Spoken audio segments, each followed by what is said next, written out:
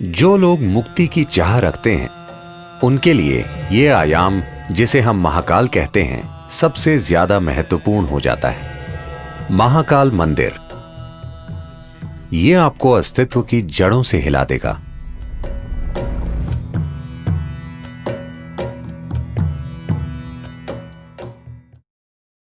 शिव एक ऐसे देवता हैं जिन्हें नाम नहीं देना चाहिए, क्योंकि उन्हें नाम देना उन्हें सीमित और छोटा करने जैसा है।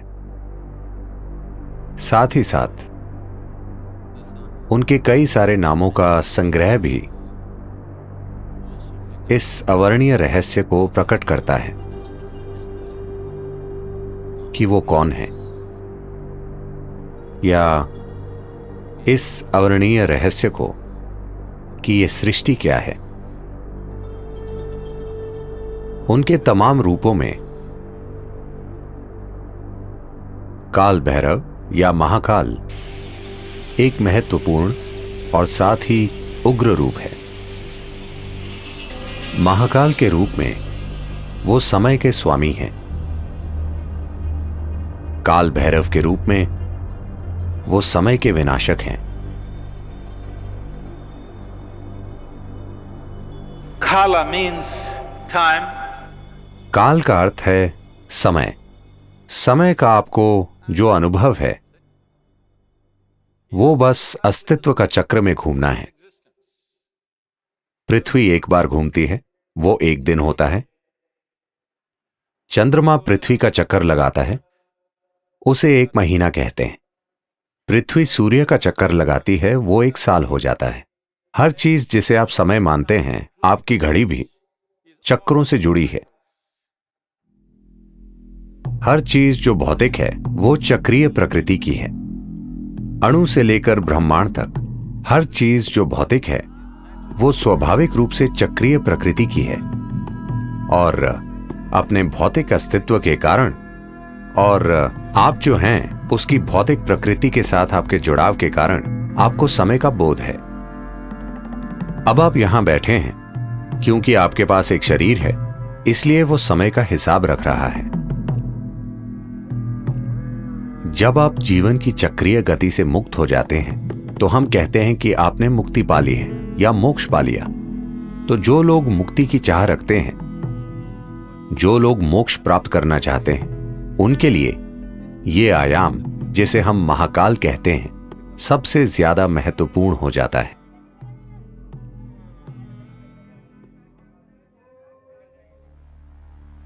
एक बार ऐसा हुआ, महान संत Shukracharya, Who was the guru for all the demons?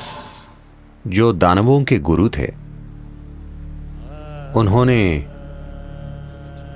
Shiv की भक्ति में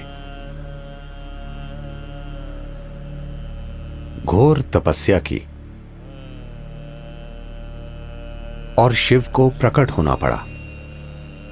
जब वे प्रकट हुए तो शुक्राचार्य ने अमर होने का वरदान मांगा।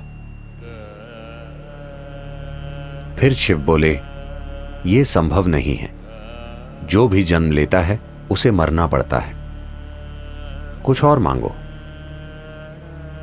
फिर शुक्राचार्य ने कहा, मुझे कायाकल्प की शक्ति दीजिए,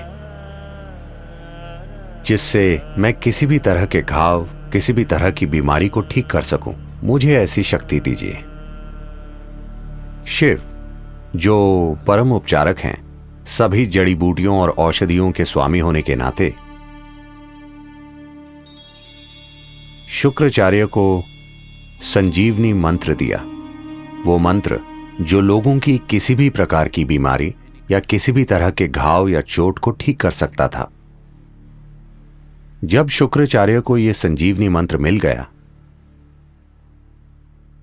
तो दानव बहुत ही निडर हो गए और वे युद्ध के बाद युद्ध छेड़ने लगे। सभी दानव जो युद्ध में जख्मी हो जाते थे, किसी भी तरह के गंभीर घाव से, शुक्राचार्य उन्हें संजीवनी मंत्र से ठीक कर देते थे। तो इस वजह से दानवों की सेना एक भी आदमी खोए बिना लगातार लड़ सकती थी। देवता बहुत चिंतित हो गए और उन्हें लगा कि यह बहुत अन्यायपूर्ण युद्ध है, क्योंकि आप चाहे कितना भी लड़ लें, वे मरते ही नहीं, मगर हम मर जाते हैं। तो वे ब्रह्म के पास गए। ब्रह्म ने हस्तक्षेप किया और शिव से कहा, आपने शुक्राचार्य को इस तरह की शक्ति दी है, आपको उन्हें मारना होगा, नहीं तो दुनिया में पूरी तरह असंतुलन आ जाएगा। in the world. दानव देवताओं के खिलाफ अनुचित फायदे में हैं। फिर शिव बोले, उन्हें मारने की कोई जरूरत नहीं है, मैं उन्हें काबू में कर लूंगा। तो जब देवों और दानवों का युद्ध चल रहा था, शुक्राचार्य मंत्र पढ़ रहे थे और सभी दानवों की चोटों और घावों को ठीक कर रहे थे। तभी सीमा के पार से एक खतरनाक जीव, एक राक्षसी जिसका नाम कृतिका था, एक भयानक रूप में प्रकट हुई। वो शिव की एक गण थी। उसने आकर शुक्राचार्य को अपनी कोख में खींच लिया और वे वहां एक भ्रूण की तरह रहे और वे काबू में आ गए।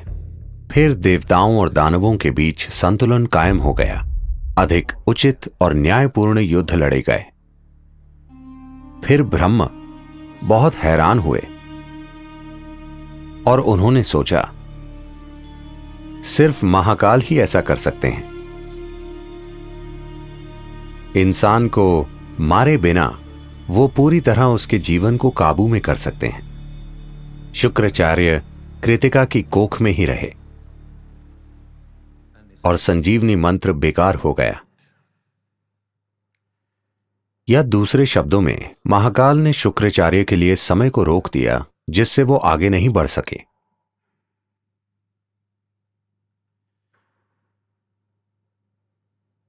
जब हम परे जाने की बात करते हैं,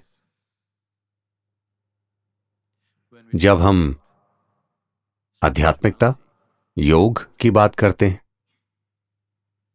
हम देखते हैं कि किस तरह समय और स्थान की सीमाओं से परे जा सकें, क्योंकि समय और स्थान अस्तित्व की भौतिकता से जुड़े हैं। एक बार आप आध्यात्मिक होने की चाह करते हैं, उसका यह अर्थ है कि आप भौतिक से अधिक कुछ होने की चाह कर रहे हैं। एक बार आप भौतिक से कुछ अधिक हो जाते हैं, That means you are aspiring to be beyond. उसका अर्थ है कि आप समय और स्थान की सीमाओं से परे जाना चाहते हैं।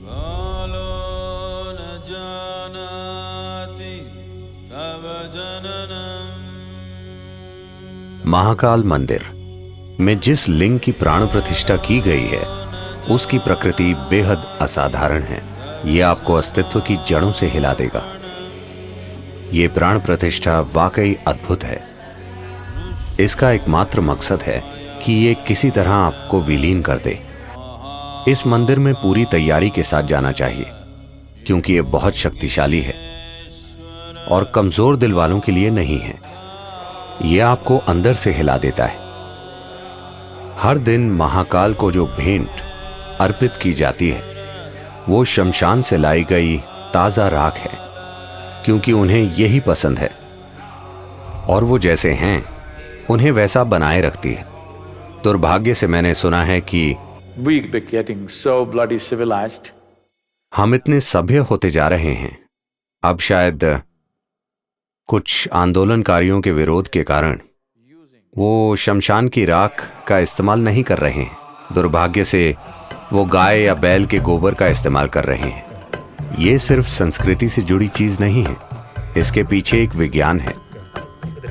अगर हम शमशान से राख लाएं और कोई दूसरी राख लाएं, मैं आपको दिखा सकता हूं कि दोनों में क्या फर्क है। अनुभव के स्तर पर दोनों में बहुत बड़ा अंतर है और यह बहुत महत्वपूर्ण है कि इस प्रक्रिया को जारी रखा जाए।